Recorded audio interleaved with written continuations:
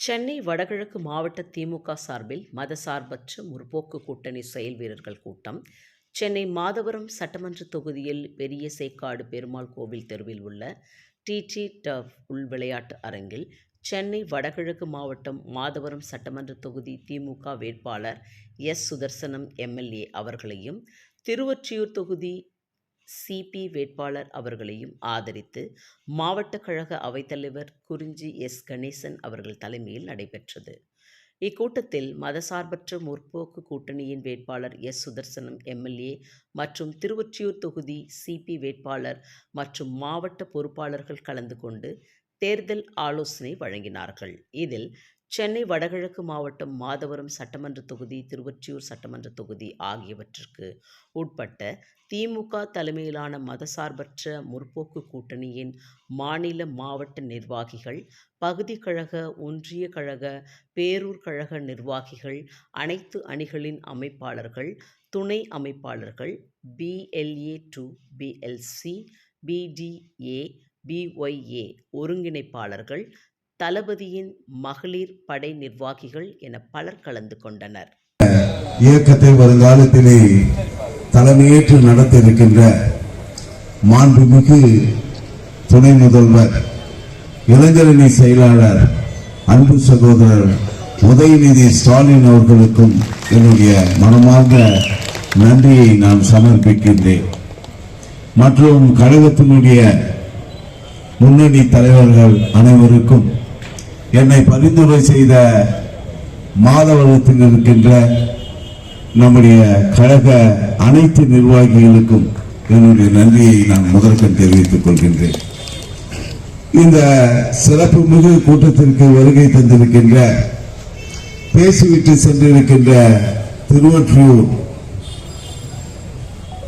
Marxist communist கட்சியினுடைய வேட்பாளர், ஆடம்பரம் இல்லாமல் ஆரவாரம் இல்லாமல் எளிமையின் உருவமாக, எனக்கு அவரை 20-25 ஆண்டுகளுக்கு முன்பிருந்து நன்றாக தெரியும். அப்படிப்பட்ட ஒரு எளிமையானவர், இனிமையாக பேசக்கூடியவர், கடுமையான வார்த்தைகளை பிரயோகிக்காதவர். அவருக்கு என்னுடைய நன்றியை நான் தெரிவித்துக் கொள்கின்றேன். இந்த கூட்டத்திலே வந்து கலந்து கொண்டிருக்கின்ற காங்கிரஸ் பேரியக்கத்தினுடைய மாவட்ட தலைவர் அன்பு சகோதரர் காங்கை குமார் அவர்களே,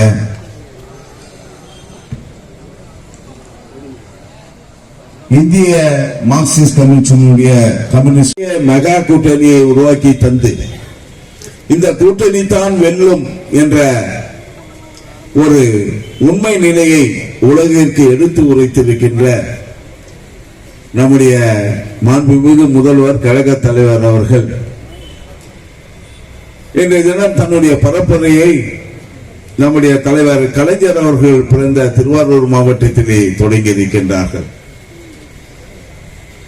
தமிழகம் முழுவதும் எழுச்சியான திராவிட முன்னேற்ற கழகத்தினுடைய கூட்டணி தான் வெற்றி பெறும் என்ற நிலை மக்களிடையே ஒரு பெரிய எழுச்சியை உருவாக்கி இருக்கின்றது.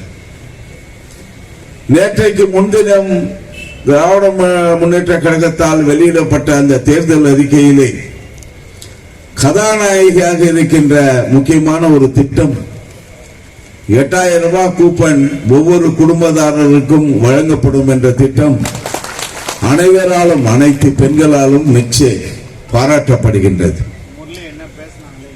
அதே போன்று வாங்கிக் கொண்டிருக்கின்ற உரிமை தொகை 2000 தரப்படும் என்றும், புதுமை பெண் திட்டத்திலே 1000-1500 தரப்படும் என்றும், நம்முடைய ஓய்வூதியம் வாங்குகின்றவர்களுக்கெல்லாம் 1200 2000 தரப்படும் என்றும், இப்படி பல்வேறு திட்டங்களை எல்லாம் நம்முடைய தேர்தல் அறிக்கையிலே நம்முடைய தலைவர் அவர்கள் மிக பிரமாதமாக எடுத்துரைத்திருக்கின்றார்கள். இவைகள் எல்லாம் பல ஊடகங்கள் மூலமாக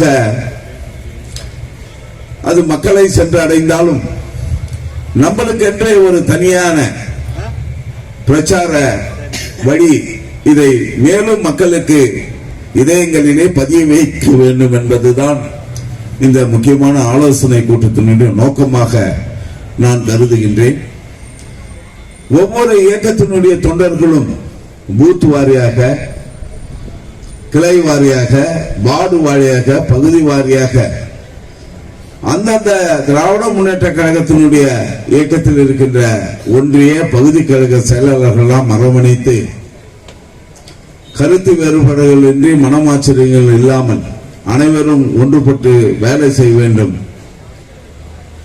எனக்கு வாய்ப்பு அளிக்கப்பட்டிருக்கின்றது. நான் முதலிலே 2016 தலைவர் அவர்களால் எனக்கு முதலிலே வாய்ப்பு அளிக்கப்பட்ட போது அப்போது ஏறக்குறைய 16,000 வாக்குகள் வித்தியாசத்திலே நான் வெற்றி பெற்றேன் உங்கள் ஆதரவால். இரண்டாவது முறை நான் 57,071 வாக்குகள் வித்தியாசத்திலே வெற்றி பெற்றேன். இங்கே பேசியவர்களெல்லாம் சொன்னார்கள் 1,00,000 வாக்குகள் வித்தியாசத்திலே சுதர்சனம் வெற்றி பெறுவார் என்று சொன்னார்கள்.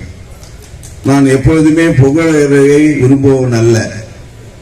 எப்பொழுதுமே என்னிடம் வருபவர்கள் 4,20,000 வாக்குகள் இருக்கிறது என்றால் நீங்கள் 3,00,000 வாக்குகள் வித்தியாசத்தில் வெற்றி பெறும் என்று சொல்பவர்களும் உண்டு. ஆகவே அந்த புகழை எல்லாம் விரும்புவதனால ஏற்றுக்கொள்பவரும் நான் அல்ல.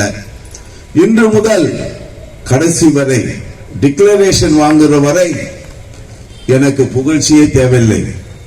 எதிரியை நான் பலவீனமாக எப்பொழுதுமே பார்ப்பதில்லை. எதிரியை நான் பலமாகத்தான் பார்ப்பேன். அப்பொழுதுதான் நமக்கு சுணக்கம் ஏற்படாது, வேலை செய்ய தோன்றும்.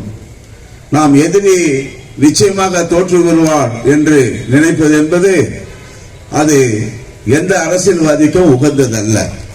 ஆனால் ஒன்றை மட்டும் நான் சொல்லுகின்றேன், வெற்றி பெறுவது நிச்சயமாக திராவிட முன்னேற்ற கழகம். தமிழ்நாடு முழுவதும் எவரை நம்முடைய முதல்வர் அவர்கள் என்ன இலக்கு வைத்தாரோ அந்த தொகுதிகளை பெற்று இரண்டாவது முறையாக ஆட்சி கட்சி நிலையில் அமரப்போவது நம்முடைய தலைவர் அண்ணன் தளபதியார் என்பதிலே எந்தவித ஐயமும் இல்லை.